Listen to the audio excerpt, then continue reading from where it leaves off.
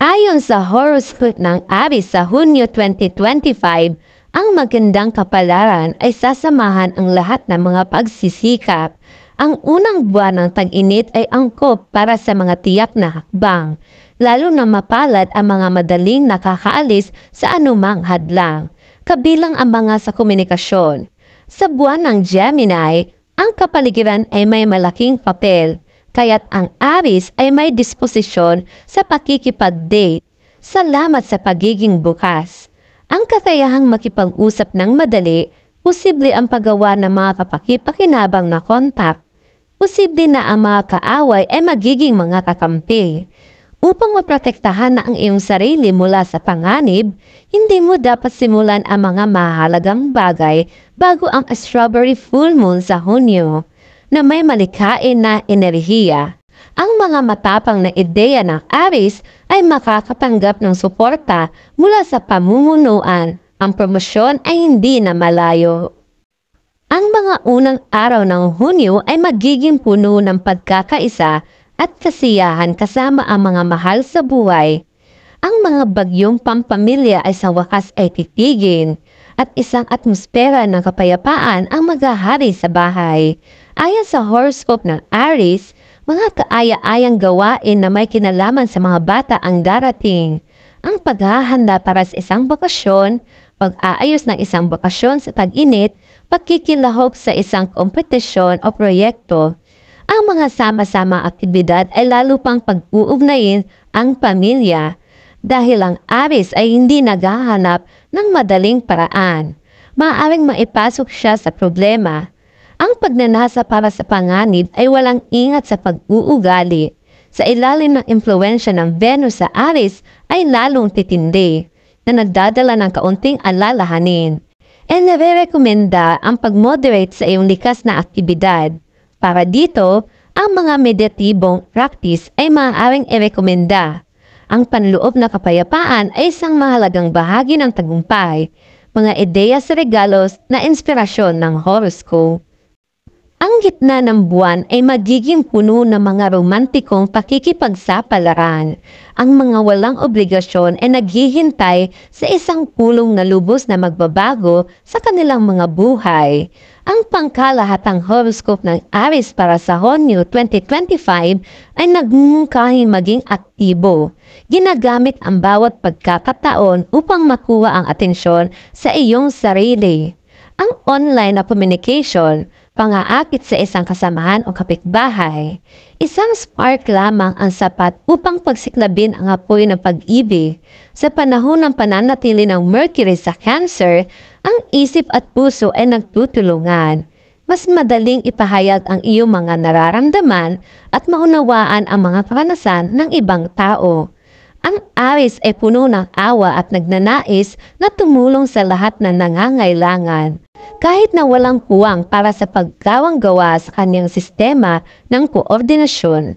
Ang pagbabagong ito ay magbibigay daan sa iyo upang matuklasan ang mga bagong kalidad sa iyong sarili at ilipat ka pa sa iba. Ang mapayapang katapusan ng Hunyo ay magpapatunay sa pagiging tama ng mga aksyon na ginagawa. Lahat ay magiging eksakto ayon sa ating nais, at kung may hindi pumayag sa plano, ang mga matinding sandali ay maiiwasan. Ang horoscope ng Hunyo para sa Aries ay nagmumungkahi ng pagbibigay gantimpala para sa iyong sarili sa iyong mga pagsisikap. Ang tag-init ay puno ng mga sorpresa. Kailangan mong maging handa sa lahat ng oras. Ang kabuuang pamimili ay hindi maiiwasan. Dahil ang Aries ay ayaw aminin ang kanilang mga kahinaan, mapapanatili sila ng magandang mukha sa hanggang sa huli. Diyon pa man, sa ilalim ng Marte sa Birhen, ang pagsisika para sa kahusayan at pagpapanatili ng mataas na pamantayan ay hindi gaanong walang panganing. Sa kabila ng mga pangyayari, dapat nating tandaan na ang pangangalagang pangkalusugan ay isang mahalagang bahagi ng buhay. Matapos ang pagsusuri, ang mga mahina na bahagi ng katawan ay magiging nakikita. Para naman sa prediction for June 2025 para kay Taurus, ang horoscope ng Taurus para sa Hunyo 2025 ay nangangako ng isang panahon ng matinding trabaho. Ang unang buwan ng tag-init ay puno ng mga tukso, ngunit hindi pa ito oras upang magpahinga.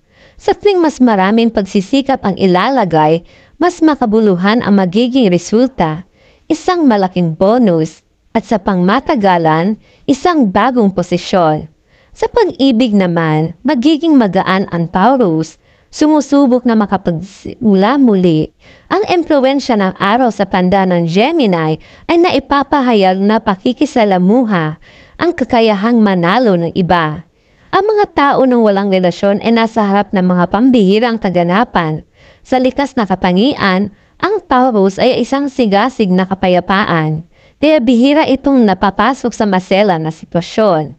Bagamat magiging hindi matatag ang emosyonal na kalagayan sa ilalim ng strawberry full moon sa Hunyo, magiging posible na tumutok sa pakipakinabang na trabaho.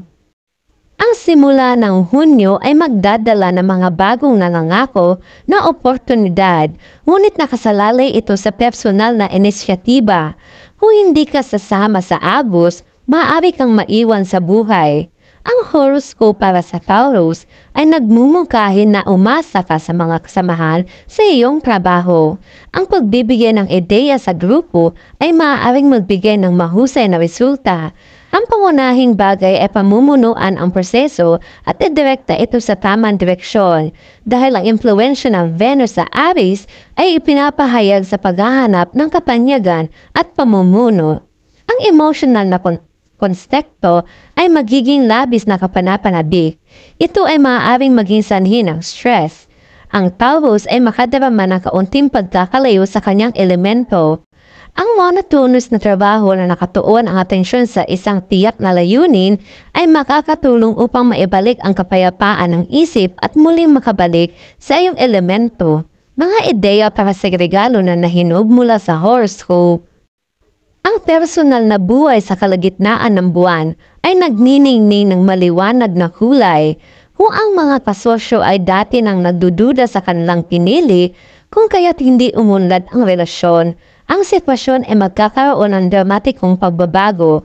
Ayon sa pangkalahatang horoscope ng Taurus, darating ang sandali ng katotohanan sa Hunyo 2025. Magsisisi ang mga mahilig kung gaano sila kalalim na naka-attach sa isa't isa at magpapasya silang magretiro sa pamamagitan ng pagpunta sa isang romantikong paglalakbay. Sa kaso ng pagkabigo, ang optimismo ay makakatulong na ibalik ang sitwasyon sa normal. Sa ilalim ng Mercury sa Cancer, ang puso ay lumalambot at ang pag-unawa sa tunay na halaga ay lumalabas. Dapat kalimutan ng Taurus ang kanilang mga problema o tingnan ang mga ito mula sa ibang anggulo. Sa pamamagitan ng pag-extend ng isang tumutulong na kamay sa isang tao na nasa mas mahirap na sitwasyon, possible na magkatagumpayan ang panloob na takot at maging mas malakas. Ang matagumpay na pagkumpleto ng Hunyo ay magpapatunay sa katumpakan ng mga patak. Ang relasyon sa boss ay papasok sa isang bagong yugto ng pag-unlad. Magkakaroon ng higit na kalayaan na pagkilos. Ang horoscope ng Hunyo para sa Taurus ay nagmumungkahi ng patuloy na pagpapabuti ng kasanayan sa komunikasyon. Kahit dahil sa isang walang ingat na salita, ang isang karera ay maaaring huminto. Dahil ang posisyon ni Mars sa Virgo ay hindi nagdadala ng anumang banta, mananatili ang Taurus sa kanilang mga posisyon. Ang buhay ay sumusunod ayon sa planadong landas. Ang mga karaniwang halaga ay nangunguna, pamilya, kaginawaan, kasaganaan. Bagaman, maaaring tumaas ang larangan ng pagkamalikhain, magkakaroon ng interes sa disenyo at iba't ibang uri ng pananahi. Gayunpaman, dito ang lahat ay napakahulaan. Ang layunin ng libangan ay pagpapabuti ng tahanan.